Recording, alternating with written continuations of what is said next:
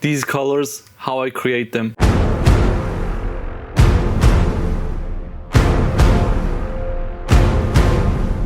Let's do it together.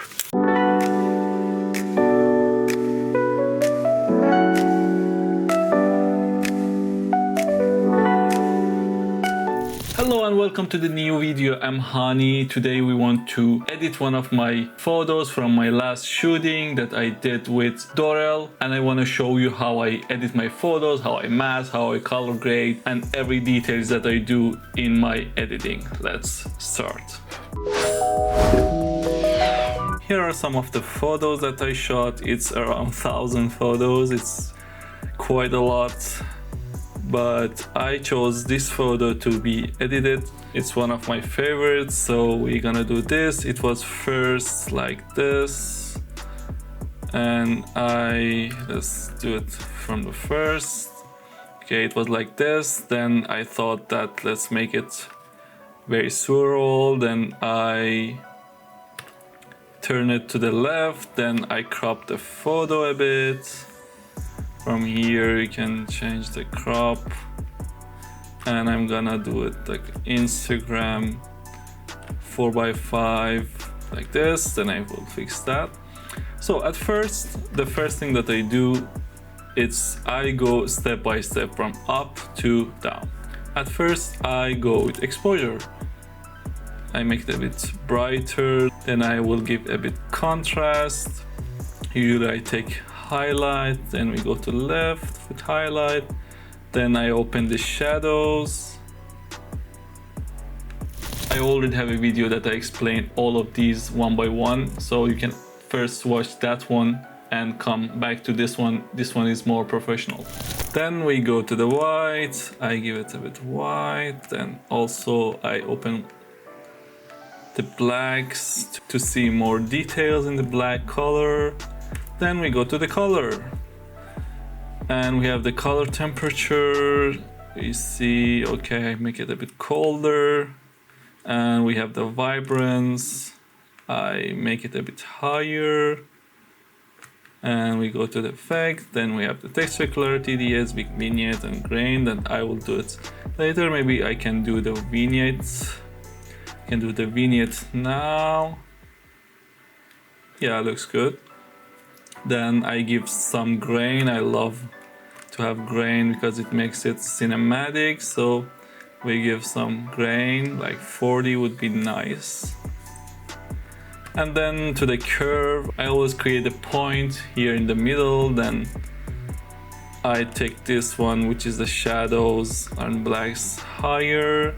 It makes the black softer and makes it more cinematic. And this one affects the white, so I bring it a bit lower and makes the whites softer. And the next miracle happens here. I do this shape like this, and it was very soft, so I do this to make it a bit contrasty.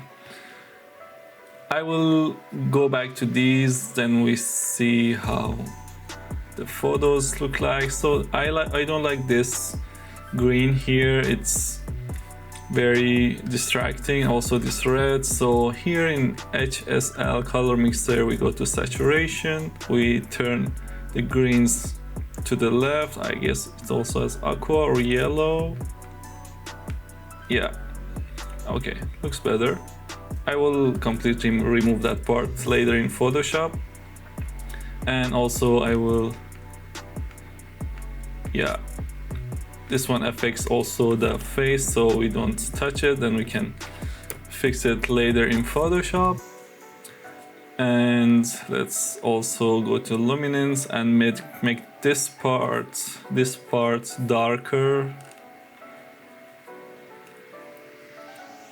And yeah, let's go to color grading. I would like to have a bluish dreamy color, so first of all I go to shadows. I put the shadows to the blue a bit. Then usually I don't touch the mid-tone because it affects the colors a lot. Let's see here somewhere. Yeah, looks good. Then we play with the highlights.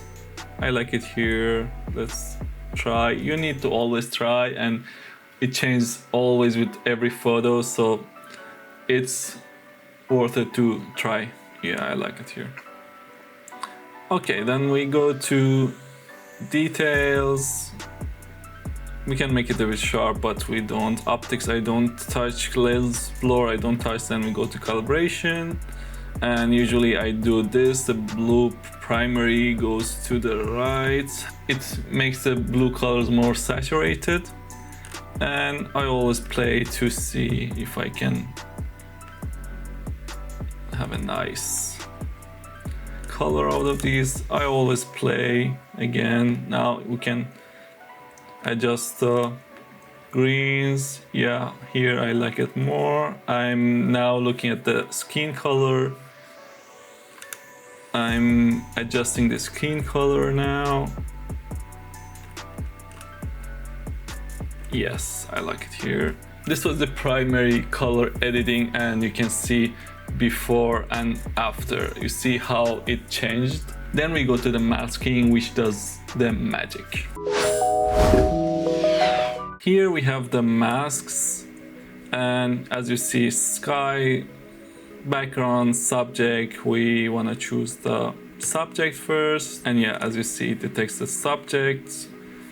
We can fix it later a bit. So I play with the colors. I want the skin color to pop a bit, so I give it a bit temperature. Then I play with this here. Yeah, a bit to the green, and we can give a bit texture and clarity to again makes her pop up. And yeah, then we can do another mask. I will choose the background, and I usually make the background darker. Like now I do the exposure, make it darker and maybe a bit more contrasty. And actually I like it. Then I just go to here to textures. I want to make the background not so sharp like it is now, so I go to texture and bring down the texture a bit. Also clarity, it affects it, and as you see, it makes it dreamy, you see. And also the haze, yeah, somewhere here. And I like it very much now. But we can go again to the subject. I would like to have the subject sharper, so we go to here to the sharpness and make the subject a bit sharper. Yeah, looks great.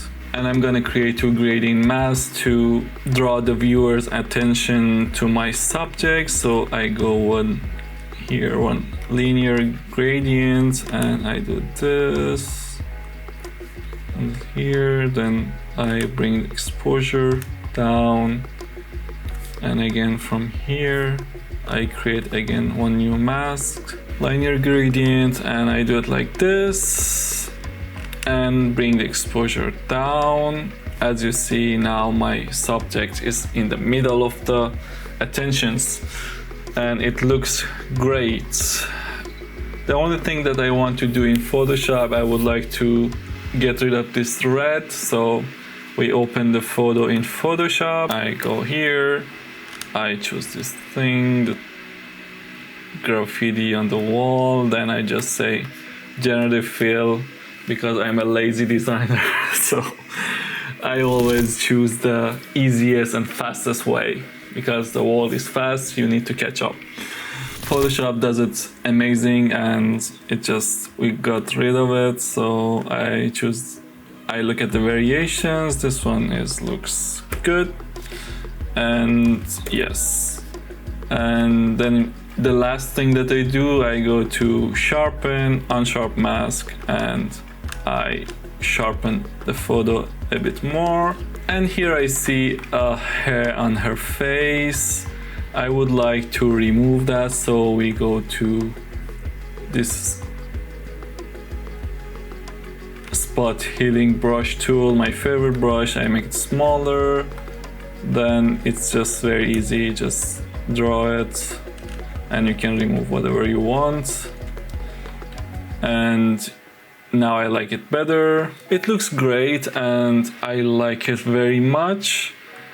One more thing that I would like to do actually is to expand the photo a bit, and let's go to the ratio. I put it on Instagram, then I expand the photo a bit like this. I'm always careful to use the rule of thirds, and I say generative expand, then generate.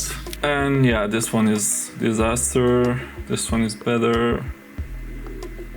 Yeah, I like this one, it looks good. And here is the final result. Thank you for watching this video, that was it. Don't forget to subscribe to the channel, and if you learned something, tell me in the comment section that you learned something. See you in the next videos.